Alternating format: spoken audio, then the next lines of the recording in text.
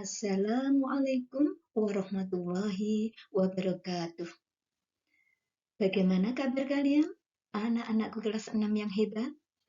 Bersama PGRI Tulungagung, kita berjumpa kembali dalam video pembelajaran Cerdas Cerdas tahun pelajaran 2021-2022 semester 2.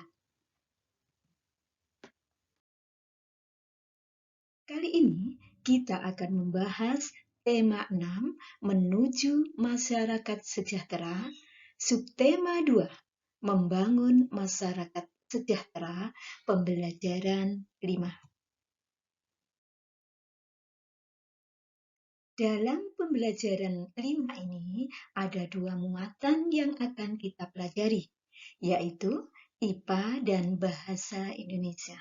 Ayo kita mulai dengan muatan IPA. Ayo memahami tentang pubertas. Masih ingatkah kamu ciri-ciri masa pubertas, baik laki-laki atau perempuan? Ayo kita ingat-ingat lagi ciri-ciri tersebut. Adapun tanda atau ciri pubertas pada anak laki-laki, yakni badan bertambah tinggi dan besar, otot dada dan bau melebar, tumbuh jakun dan suara menjadi berat, tumbuh kumis, jambang, dan jenggot. Kadang juga tumbuh rambut di dada dan juga mulai berjerawat. Itu adalah ciri-ciri sekunder. Sedangkan ciri-ciri primernya adalah mimpi basah. Adapun tanda atau ciri pubertas pada anak perempuan yakni bertambah tinggi dan besar badannya, pinggul melebar, payudara mulai membesar, mulai berjerawat, dan sebagai ciri primernya adalah mulai menstruasi. Nah, kalian dan teman-teman kalian sudah ada yang memasuki masa pubertas dan ada yang belum. Sekarang sebagai kegiatan 1, anak laki-laki tugasnya adalah mengamati anak laki-laki teman satu kelas. Sedangkan anak perempuan mengamati anak perempuan teman satu kelas.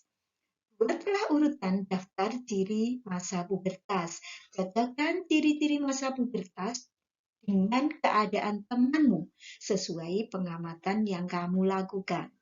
Buatlah kesimpulan hasil pengamatanmu dalam tabel berikut ini. Nama anak, siapa nama temanmu, tuliskan. Umurnya berapa, dan sudah masuk pubertas atau masih anak-anak. Diberi tanda centang. Kalau masuk pubertas, maka pubertas yang dicentang. Kalau masih belum pubertas, maka yang dicentang adalah kanak-kanak. Setelah kita memahami tentang pubertas sebagai evaluasi, ayo kita akan mengerjakan soal-soal pada Ayo Berlatih. Ayo mengerjakan soal-soal berikut ini dengan tepat. 1. Ciri masa pubertas yang sama antara laki-laki dan perempuan adalah, ayo kita evaluasi option jawabannya. A. Dada menjadi bidang. Ini khusus anak laki-laki. B. Suara menjadi rendah dan berat. Juga khusus untuk laki-laki. C. Tubuh bertambah tinggi dan besar. Ini berlaku untuk anak laki-laki dan perempuan. Sedangkan yang D, pinggul membesar. Itu khusus untuk anak perempuan. Jadi jawaban yang betul adalah C. 2. Menstruasi merupakan ciri masa pubertas yang dialami oleh anak perempuan. 3. Ciri primer pubertas pada anak laki-laki adalah mimpi basah. 4. Menstruasi pada wanita terjadi karena sel telur yang tidak dibuahi. 5. Tuliskan 3 ciri khusus masa pubertas pada anak laki-laki. Ciri khusus pubertas pada anak laki-laki, ciri primernya adalah mimpi basah.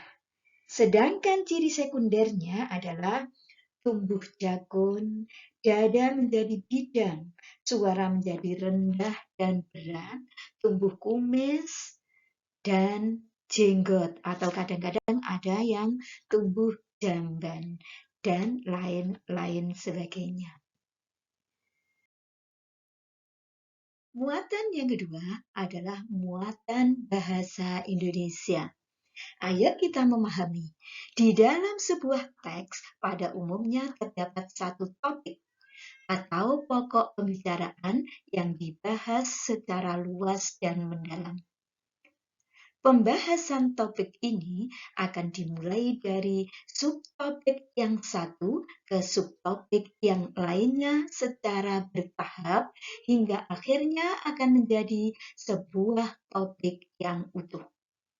Sebuah topik terdiri dari subtopik-subtopik yang dibahas dalam serangkaian paragraf-paragraf. Paragraf merupakan satuan gagasan atau ide yang apabila dirangkai dengan gagasan atau ide yang lain akan membentuk sebuah karya tulis yang lengkap. Di dalam sebuah paragraf terdapat gagasan utama, gagasan pendukung, kalimat utama, dan kalimat penjelas. Kalimat utama merupakan kalimat yang diperjelas oleh kalimat yang lainnya dalam satu paragraf. Kalimat utama ini berisi gagasan utama. Sedangkan kalimat penjelas merupakan kalimat yang menjelaskan, memerinci, memperdalam, atau menguraikan kalimat utama. Di dalam kalimat penjelas terdapat gagasan pendukung yang fungsinya mendukung gagasan utama. Ada dua cara untuk menentukan gagasan utama sebuah artikel, yakni 1. Cara pertama yaitu kita temukan terlebih dahulu pokok utama atau ide utama atau gagasan utama di tiap-tiap paragraf. Kemudian dirangkum menjadi satu, lalu ambillah sebuah kesimpulan. B. Cara yang kedua yaitu kita membaca dan memahami semua paragraf dengan cermat, lalu mengambil kesimpulan. Nah, kegiatan kedua dari muatan bahasa Indonesia adalah kamu disuruh mencari satu bacaan non-fiksi di perpustakaan atau boleh juga di internet. Setelah kalian mencari bukunya, ayo menjawab pertanyaan mengenai bacaan yang sudah kamu baca. Apa judul bacaan tersebut?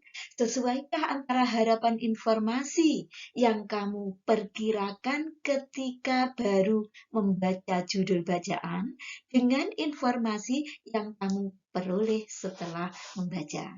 Kamu bandingkan. 3. Informasi apakah yang kamu peroleh setelah membaca bacaan? Nah, setelah kita mengetahui bagaimana kita menentukan topik bahasan, kalimat utama, kalimat penjelas, dan gagasan utama, ayo kita mengerjakan soal-soal Ayo Berlatih. Ayo mengerjakan soal-soal berikut ini dengan benar. Bacalah teks berikut untuk menjawab soal nomor 1 dan 2. Buah belimbing banyak manfaatnya. Buahnya yang manis bisa langsung dimakan sebagai buah segar. Bisa juga diolah sebagai manisan, sari buah, dan selai. Kegunaan lainnya adalah dapat dijadikan obat. Pertanyaan yang pertama. Berdasarkan bacaan tersebut, yang tidak termasuk kegunaan buah belimbing adalah A. Dimakan langsung, betul ada dalam bacaan. B. Sebagai sayur, tidak ada dalam bacaan.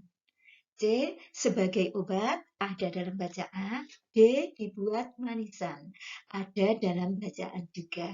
Jadi jawaban yang betul adalah B. Sebagai sayur. 2.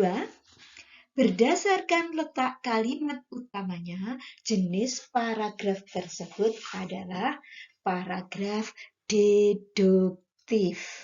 Karena kalimat utamanya berada di awal paragraf. 3. Arti kata manfaat pada paragraf tersebut adalah guna. 4. Ada buku yang berjudul Berwisata di Pantai Popoh. Kata kunci judul tersebut adalah Popoh atau Pantai Popoh. 5. Tuliskan perkiraan informasi yang ada pada bacaan yang berjudul Berwisata di Pantai Popoh. Perkiraan informasi yang ada dalam buku tersebut adalah kira-kira keindahan Pantai Popoh, letak Pantai Popoh, mungkin juga keunikan Pantai Popoh. Nah, semoga apa yang kita pelajari hari ini bermanfaat bagi kita semua. Terima kasih. Sampai jumpa di video pembelajaran berikutnya. Jangan lupa kita tetap semangat dan berprestasi. Saya akhiri. Wassalamualaikum warahmatullahi wabarakatuh.